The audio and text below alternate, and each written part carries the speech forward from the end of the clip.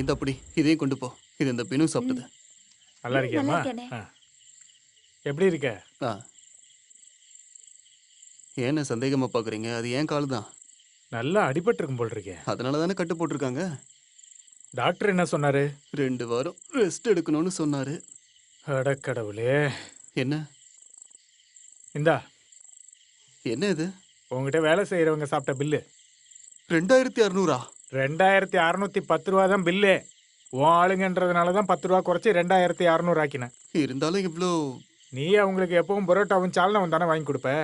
இன்னைக்கு அவங்க பரோட்டாவும் மட்டன் குழம்பு சாப்பிட்டாங்க. மதியானம் மத்தியானத்துக்கு சிக்கன் மட்டன் ரெண்டும் சாப்பிட்டாங்க.